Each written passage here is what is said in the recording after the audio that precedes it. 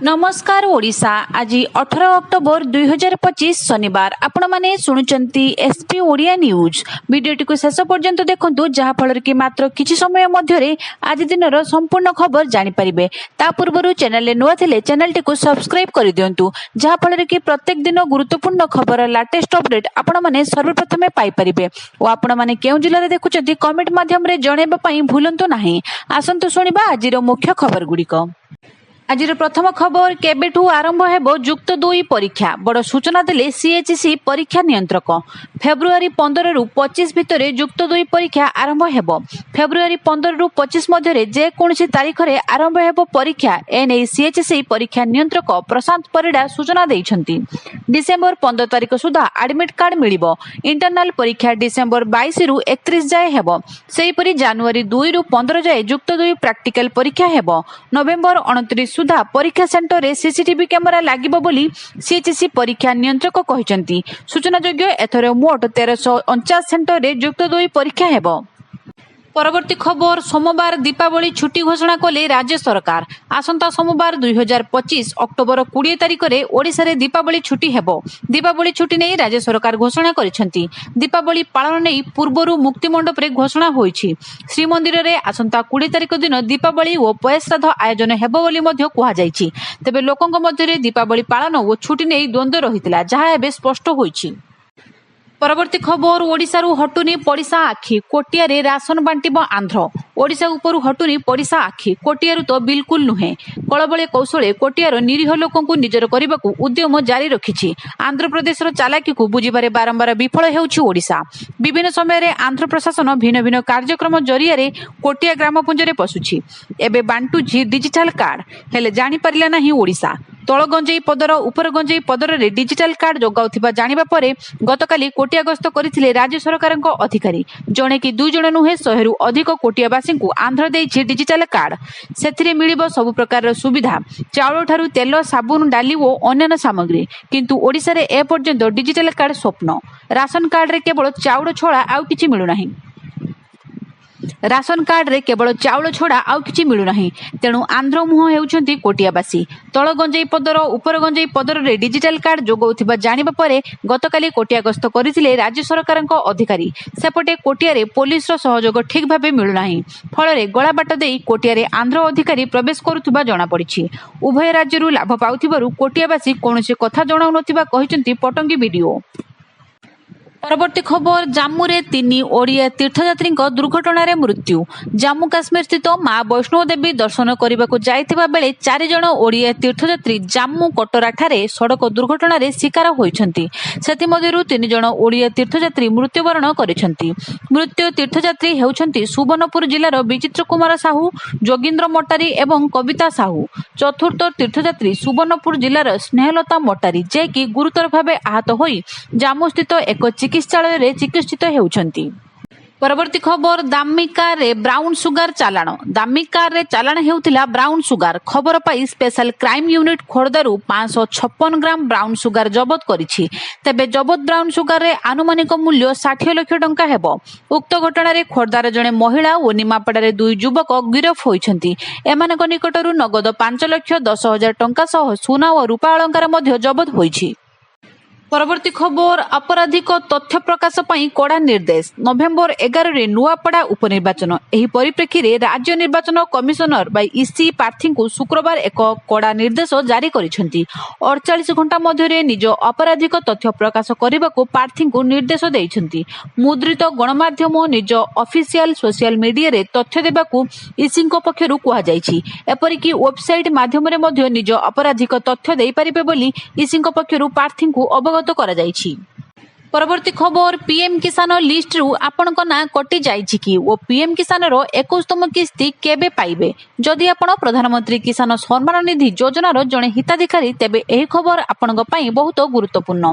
21तम किस्ती जारी करिबा पूर्वरु सरकार सारा देशर चाषीक तालिका समीक्षा करिबा आरंभ करिसंती एथिरे 2 गुण लाभ पाउतिबा लोकंक नाम अंतर्भुक्त अर्थात स्वामी एवं स्त्री उभय एककालीन योजना रु उपकृत हेउचंती। एबे प्रश्न हेउछि आपनक नाम मध्ये ଏହି ତାଲିକାରୁ କଟା ଯାଇଛି କି? ତେବେ ଆସନ୍ତୁ ଜାଣିବା ପିଏମ୍ କିଷାନ ଷ୍ଟାଟସ୍ କିପରି ଚେକ୍ କରିବେ।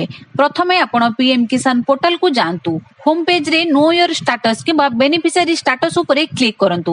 ବର୍ତ୍ତମାନ ଆପଣଙ୍କର ପଞ୍ଜୀକୃତ ମୋବାଇଲ ନମ୍ବର କିମ୍ବା ଆଧାର ନମ୍ବର ଏଣ୍ଟ୍ରି କରନ୍ତୁ। କ୍ୟାପ୍ଚା କୋଡ୍ ଦିଅନ୍ତୁ ଓ ଗେଟ୍ ଡାଟା ଉପରେ କ୍ଲିକ୍ କରନ୍ତୁ। ଏବେ ଆପଣଙ୍କ ସାମ୍ନାରେ ସମ୍ପୂର୍ଣ୍ଣ ବିବରଣୀ ଆସିଯିବ। ଏହି ବିବରଣୀଗୁଡ଼ିକର ଆପଣଙ୍କର ନାମ ତାଲିକାରେ ଅଛି କି ନାହିଁ, ପୂର୍ବ କିସ୍ତି କେବେ ଆସିଲା ଏବଂ ପରବର୍ତ୍ତୀ କିସ୍ତିର ସ୍ଥିତି ପ୍ରକାଶ କରିବ। ଯଦି ସାଇଟ୍ରେ ନୋ ରେକର୍ଡ ଫାଉଣ୍ଡ ଦେଖାଯାଏ, ତେବେ ଆପଣଙ୍କ ନାମ ତାଲିକାରୁ ହଟାଇ ଦିଆଯାଇଛି କିମ୍ବା ବର୍ତ୍ତମାନ ଭେରିଫିକେସନରେ ଅଛି। ଯଦି ଆପଣଙ୍କର ନାମ ପ୍ରଧାନମନ୍ତ୍ରୀ କିଷାନ ଯୋଜନାରୁ ହଟାଇ ଦିଆଯାଇଛି, ତେବେ ଆପଣ ସିଏସି କେନ୍ଦ୍ର କିମ୍ବା କୃଷି ଅଧିକାରୀଙ୍କ ସହିତ ଯୋଗାଯୋଗ କରନ୍ତୁ। ଆପଣଙ୍କର ଡକ୍ୟୁମେଣ୍ଟ ଅର୍ଥାତ୍ ଆଧାର, ବ୍ୟାଙ୍କ ପାସବୁକ୍, ଜମି ରେକର୍ଡ ନିଅନ୍ତୁ। ଭେରିଫିକେସନ ପରେ ଯଦି ସଠିକ୍ ବୋଲି ଜଣାପଡ଼େ, ତେବେ ଆପଣଙ୍କ ନାମ ପୁଣି ତାଲିକାରେ ଯୋଡ଼ାଯାଇ ପାରିବ। ପ୍ରଧାନମନ୍ତ୍ରୀ କିଷାନର 21ତମ କିସ୍ତି କେବେ ଆସିବ?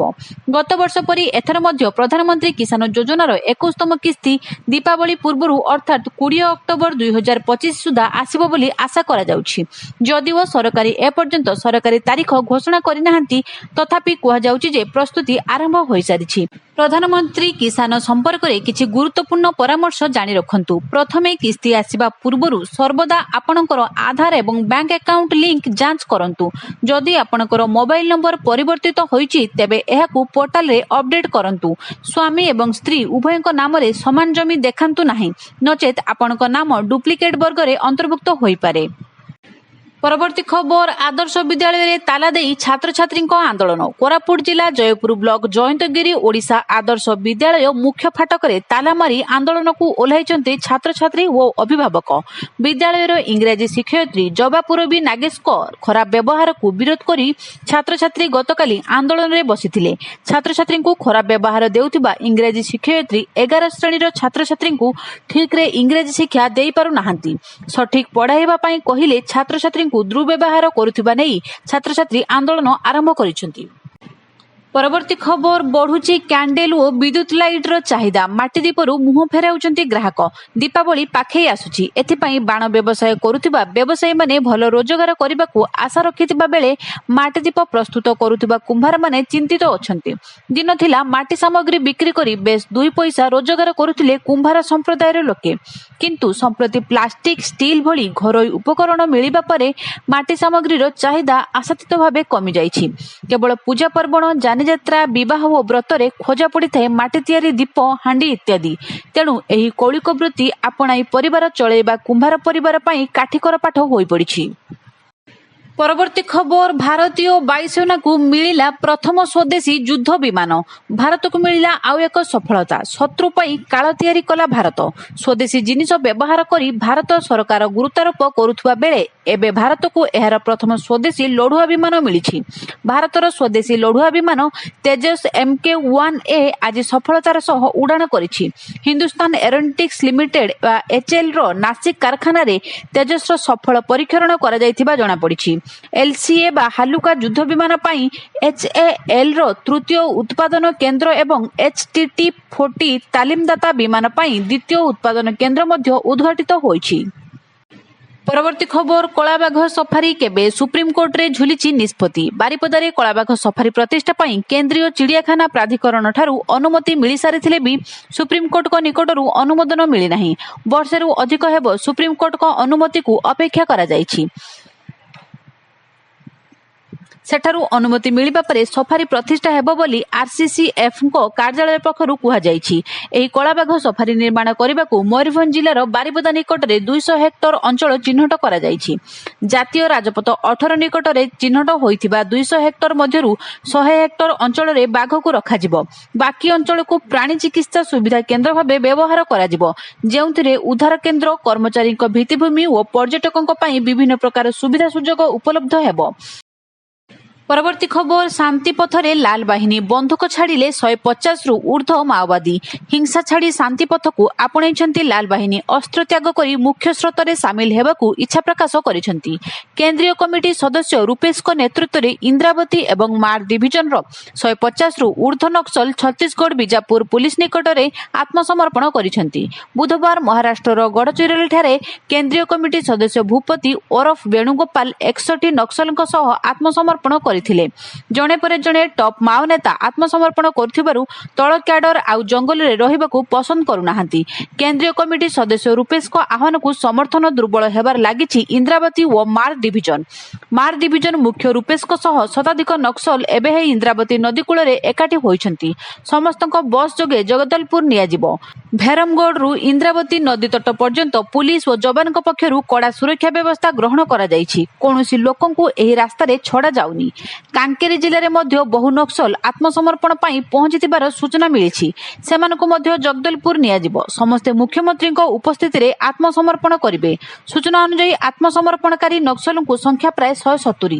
ସୂଚନାଯୋଗ୍ୟ ମାର୍ଗ ଡିଭିଜନର ସକ୍ରିୟ ନେତା ରୂପେଶଙ୍କ ନାମରେ ସରକାର 50 ଲକ୍ଷରୁ ଉର୍ଦ୍ଧ୍ୱ ଟଙ୍କାର ପୁରସ୍କାର ରାଶି ଘୋଷଣା କରିଛନ୍ତି। ପରବର୍ତ୍ତୀ ଖବର, ଏସିଆ କପ୍ ଟ୍ରଫିକୁ କେଉଁଠି ଲୁଚାଇ ରଖିଛନ୍ତି ନକ୍ଭି? ଟିମ୍ ଇଣ୍ଡିଆକୁ ମିଳିବ କେବେ? ଭାରତୀୟ ଦଳ ଏସିଆ କପ୍ ଚାମ୍ପିୟନ ହେବାର ପ୍ରାୟ 3 ସପ୍ତାହ ବିତିଗଲାଣି। ଫାଇନାଲରେ ଟିମ୍ ଇଣ୍ଡିଆ ପାକିସ୍ତାନକୁ 5 ୱିକେଟରେ ପରାସ୍ତ କରି ନବମ ଥର ପାଇଁ ଟାଇଟଲ ଜିତିଛି। ତଥାପି ଏତେ ଦିନ ପରେ ମଧ୍ୟ ଭାରତୀୟ ଦଳ ଟ୍ରଫି ପାଇନାହିଁ। ପ୍ରକୃତରେ ଫାଇନାଲ ମ୍ୟାଚ୍ ପରେ ଏସିସି ଏବଂ ପିସିବି ଅଧ୍ୟକ୍ଷ ମହସିନ ନକ୍ଭି ତାଙ୍କ ସହିତ ଟ୍ରଫି ନେଇଥିଲେ। ଏବେ ଜାଣନ୍ତୁ ଟ୍ରଫିକୁ କେଉଁଠି ରଖାଯାଇଛି। ପ୍ରକାଶିତ ଏକ ରିପୋର୍ଟ ଅନୁଯାୟୀ ଏସିଆ କପ୍ ଟ୍ରଫି ବର୍ତ୍ତମାନ ଦୁବାଇର ଏସିଆ କ୍ରିକେଟ ପରିଷଦ ବା ଏସିସି କାର୍ଯ୍ୟାଳୟରେ ରଖାଯାଇଛି। ତଥାପି ଟିମ୍ ଇଣ୍ଡିଆ କେବେ ଗ୍ରହଣ କରିବ ତାହା କହିବା ଏପର୍ଯ୍ୟନ୍ତ କଷ୍ଟକର। ସେପ୍ଟେମ୍ବର 30 ତାରିଖରେ ଏସିଆ କ୍ରିକେଟ ପରିଷଦ ଦୁବାଇରେ ବୈଠକ କରିଥିଲା, ଯେଉଁଠାରେ 5ଟି ଟେଷ୍ଟ ଖେଳୁଥିବା ଏସୀୟ ଦେଶର ବୋର୍ଡ ଟ୍ରଫି ବିବାଦ ଉପରେ ଆଲୋଚନା ଏବଂ ସମାଧାନ କରିବାକୁ ନିଷ୍ପତ୍ତି ନିଆଯାଇଥିଲା। ଏହି 5ଟି ଦେଶ ହେଉଛି ଭାରତ, ପାକିସ୍ତାନ, ଶ୍ରୀଲଙ୍କା, ବାଂଲାଦେଶ ଏବଂ ଆଫଗାନିସ୍ତାନ। ଏହି ବୈଠକ ଆସନ୍ତା ମାସରେ ଆରମ୍ଭରେ ଆଇସିସି ବୈଠକ ସହିତ ଅନୁଷ୍ଠିତ ହେବ। ଆଜିର ଖବର ଶେଷ ହୋଇଛି। ଆଗାମୀ ନୂଆ ଖବରର ଅପଡେଟ୍ ଜାଣିବା ପାଇଁ ଚ୍ୟାନେଲଟିକୁ ସବସ୍କ୍ରାଇବ କରନ୍ତୁ। ଧନ୍ୟବାଦ।